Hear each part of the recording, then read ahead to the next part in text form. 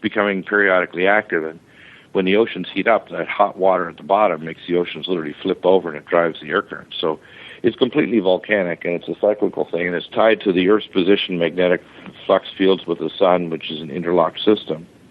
And it's cyclical, just like the Mayans found and so on. So these things have always been there. What's going to happen, though, is, of course, these cycles and the activity of the volcanoes under the oceans are much, much more active now. So the areas where the Ross Ice Shelf is breaking off is where there's increased volcanism under those areas of the shelf, and the areas where it's increasing is where the shelf is not overlying any underlying volcanism. And of course, there is where the Atlantic conveyor is in danger of shutting down, too, because as the oceans melt, some of the ice and the salinity of the conveyor is dropping.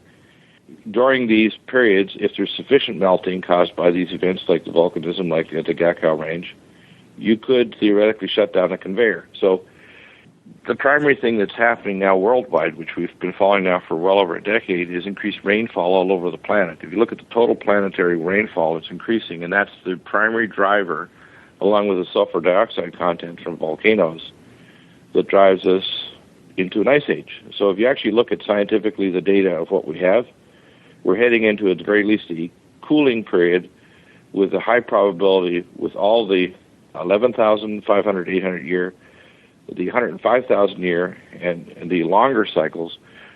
All of them are telling us we're converging toward an ice age. So although they'll tell you there's global warming, in fact, the rainfall drives us always toward an ice age, and at the very least a global cooling period. So okay, but in the near future, when we're talking about increased volcanism and possibly some input from CMEs from the sun, how are you seeing what's the sun is actually cooling down overall, but we're likely to have a solar mass ejection. So the sun's solar activity is reducing, but the kind of light coming from the sun is changing. And, in other words, the colors. And what about the move and the energy from the galactic center? How is this affecting the scenario? Well, as we pass through the galactic center, the primary thing that we're going to be hit there is what's called we hit the gravity wave, because the sun's nuclear reaction is interlocked with the plasma jets that come out of the supermassive black hole in the center of the galaxy. So for every black hole, the white holes reside inside stars. In other words, there is a reemergence of matter that occurs inside stars. And so stars do not just burn up and blow up. They actually have some distribution of mass that literally comes as a plasma jet through the vortices that emerge from the black hole and reemerge. So in a sense, the stars are almost like Christmas lights, and the central cord, if you want to call it, of the tree is the black hole in the center. Okay, so how's that going to affect the Earth, though, in the near Well, the way it'll affect the Earth is this. The sun is literally cooling off slightly, but it also increases the risk of a solar mass ejection. And they know this, in fact. I have both regular and classified sources that a solar mass ejection is far more likely between now and 2013, and that they, quote, don't expect the grid to survive 2013 for two reasons. The first is increased solar activity of these sunspots and solar mass ejections. The second is the green revolution, because if you put more wind generators and solar panels, they didn't put surge protectors on the grid system, and it won't be able to tolerate the increased load fluctuations caused by putting, say, 20% of the load on the California grid system. And then you've got all these magnetic flux changes occurring that make the Earth much more likely to be hit by an electromagnetic pulse from the bow shock wave of a solar mass ejection or a major sunspot. A big sunspot can do it, too. You don't even have to have a solar mass ejection. That could be enough, if it's the right angle, to blow a portion of the grid. The problem is they don't have in-time production, is the way they deliver everything. So if you lose a lot of major parts of your grid, it could take you months or years to actually put it back together. The odds on our being in the way as the Earth rotates around the Sun and as the Sun spins around itself and so on, one of these ejections is, it seems to me that it's quite small, because the Sun is like somebody spinning round and round with a gun, and every now and then they shoot off a bullet, and it's just bad luck if you happen to be in the way. Yeah, exactly. We had one that happened in 2005, October, where solar mass ejection caused them to change and add two new classes, the X and M class, that was half the distance from the moon. And it was close enough that if it had been closer to Earth, it probably would have blown most of the satellites on that side facing it, because it only lasts a matter of seconds, right? And it would also cause major problems on the Earth in terms of radiation exposure and other problems. Yeah, the chances are very low, but the chances that the grid isn't going to survive from one or more solar mass ejections, and I'm not going to put a date of 2012 December, it's after that date where the risk increases further because the sun's not behaving normally because of these things like the alignment. And right now we're heading into this solar cooling period, but that's actually when you have more major solar storms and major solar mass ejections. So really you're saying that as this solar instability and unpredictability increases, the odds become more likely that we're going to get in the way of one of these things.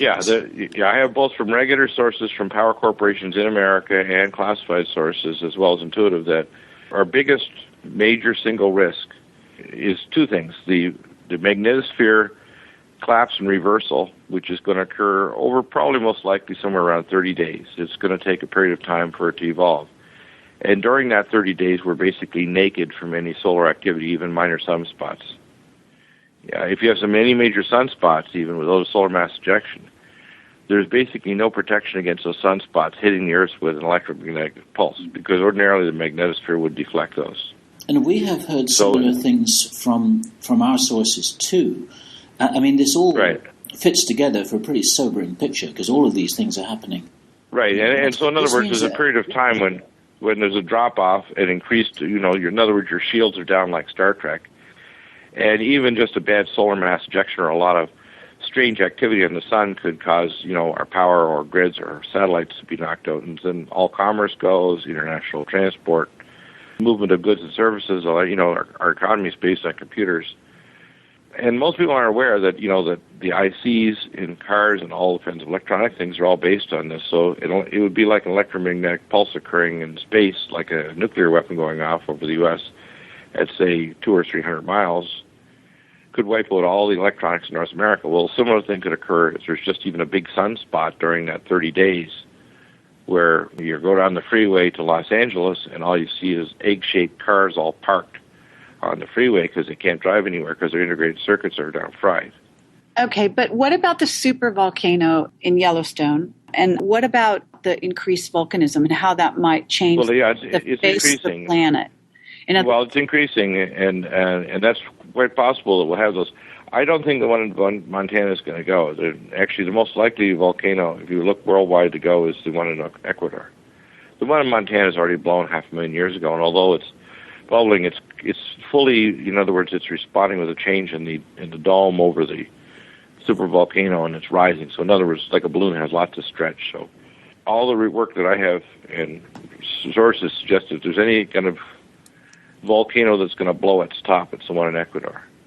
And even if it did blow, as I say, it would put particulates up there, and the most likely thing it would induce would be a cooling effect on the Earth, which would further support the idea we're moving to an ice age. So with all these solar activities, we're going to end up with these events: overall cooling of the Earth, increased solar mass ejections, reversal of the magnetic field, a pole slide of the crust of the Earth, a change in the world geography. For example, between the Great Lakes and the Gulf of Mexico, there'll be a giant waterway that will be joined between the Great Lakes and the Gulf of Mexico. There'll be a rearrangement of the geography of Earth. Most of what we know as Antarctica will actually emerge from the South Polar Shelf. A lot of it will emerge and not be underneath what we call Antarctica anymore. What are you saying is going to change? Are you saying the coastlines are going to change of various countries? Yeah, I think the coastlines will change. I think that you'll see areas which will rise. The area of the Northeast, which is up around Massachusetts, Nova Scotia, and New Brunswick, that'll rise. And areas that will fall will be areas like Indonesia and Japan. You'll see massive destruction where those will literally disappear under the water. But I think overall you'll see the continents in Asia and Africa move northward, and you'll see North America and South America move southward, and Antarctica will emerge. in the South Atlantic. And that means that Europe would be